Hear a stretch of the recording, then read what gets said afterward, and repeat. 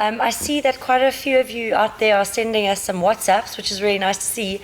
Unfortunately, I'm afraid that they're all asking about the Crucible and Animal Farm.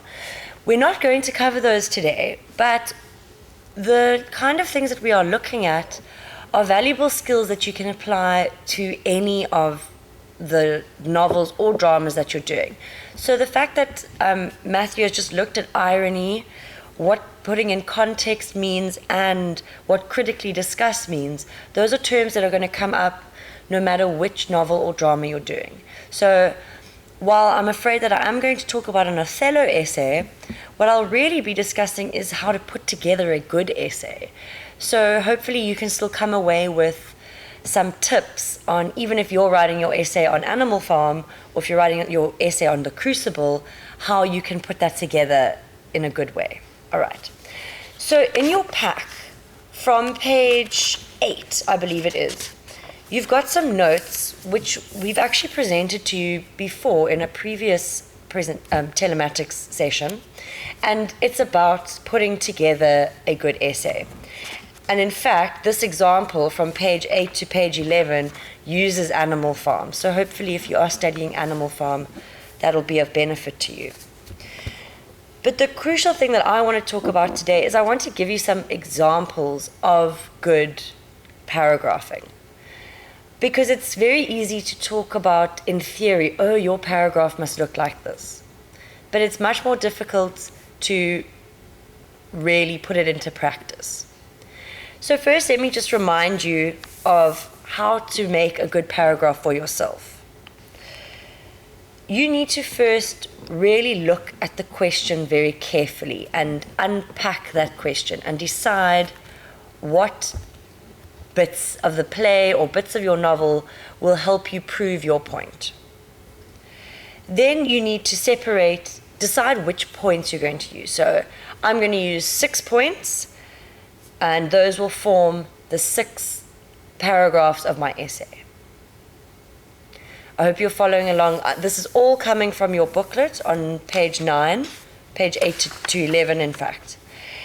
From that, each point you need to prove your point. Remember, you're being a lawyer. You need to show your marker that you've read the play and that you have some evidence from that play or novel that proves your point.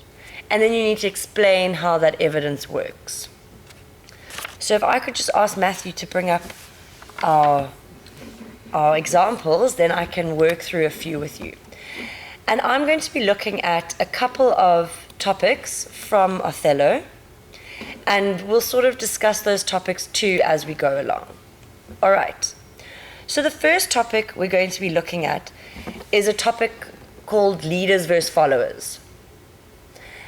Leaders versus followers is an important theme in Othello because it's talking about how Othello, who is meant to be the leader, is actually being led by Iago, who should be the follower.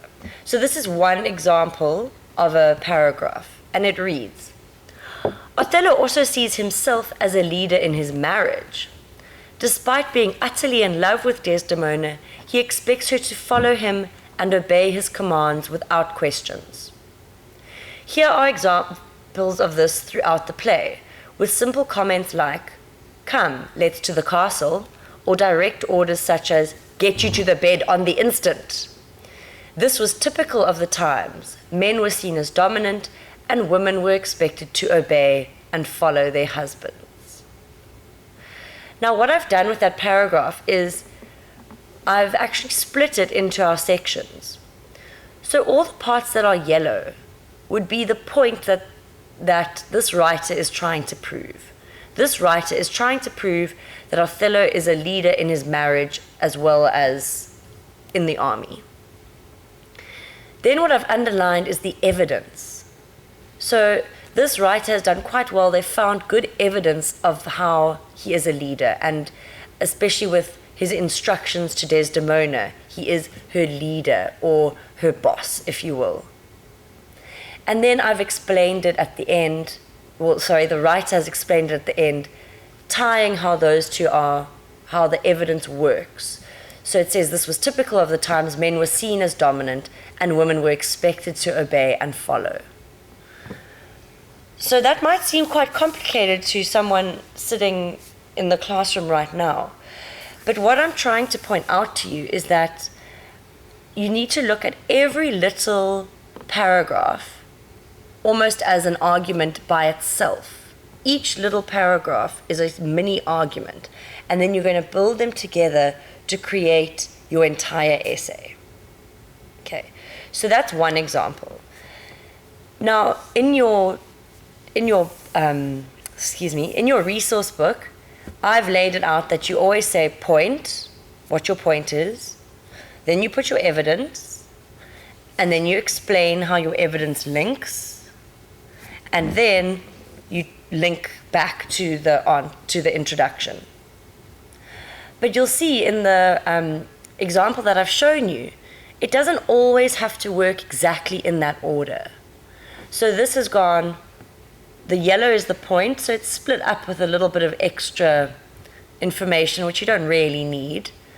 And then I've got my evidence, and then I've got my explanation.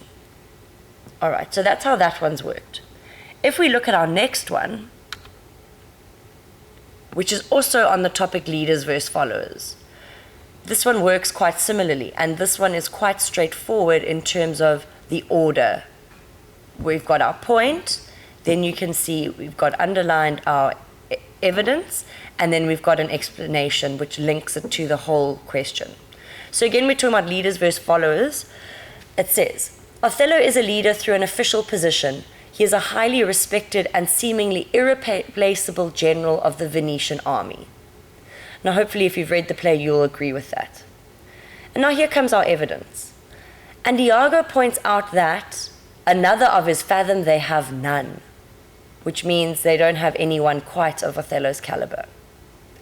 On first introduction, Othello appears righteous, rational, polite, devoted, and conscientious, qualities that are highly suited for a man of his leadership status. And now they've gone on to another explanation. It is Othello's own insecurities, immense trust in Iago, and fear of embarrassment that allow him to be emotionally and subconsciously manipulated into following Iago. So let's just talk about this idea of leaders and followers, because it is quite central to our play. We have Othello, who is a general, and he is supposed to be the man in charge. He's the most important. And then he's got all of these people around him who are supposed to follow him. Most of all, Iago. Iago is supposed to be his standard bearer, his ancient, his ensign. He's supposed to be protecting Othello's name and standing for Othello. So he's really, on appearance, supposed to be a follower. But in Act 3, the roles completely reverse. And we see how Othello becomes the follower because he is completely manipulated by Iago into believing whatever Iago tells him, and in fact doing what Iago encourages him to do. And so he, of course, then falls from his leadership position. The same can be said of Emilia.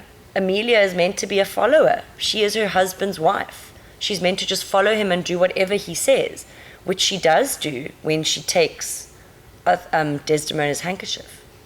But by the end of the play, she shows herself to be a bit of a leader because she comes out and she tells the true story of what has happened.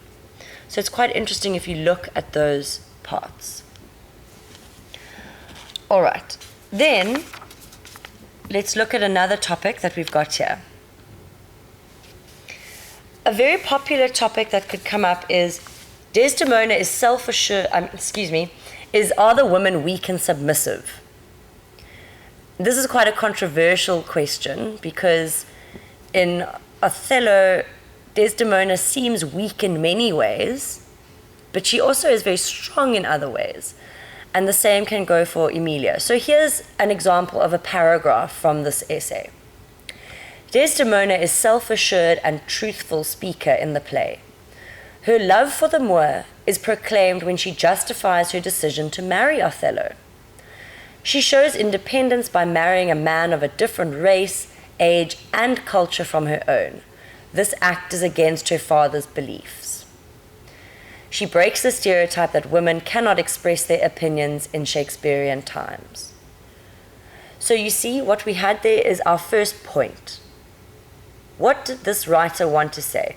They wanted to say, no, Desdemona is not weak and submissive. She's in fact self-assured and truthful. And so that's their point. Then they've gone and they've found all the little bits of evidence. So the fact that she marries someone against her father's wishes, the fact that she stands up and explains it to her father in front of the Duke and all the senators is also very brave. And so we put in our evidence, and then next you just explained it by saying the last 3 lines, she breaks the stereotype that women cannot express their opinions, which is saying that they're not submissive. Okay. I hope that by looking at some of these paragraphs, you're seeing how you might be able to do this in your own writing. It's not nearly as frightening when you actually get down to it and if you plan it properly.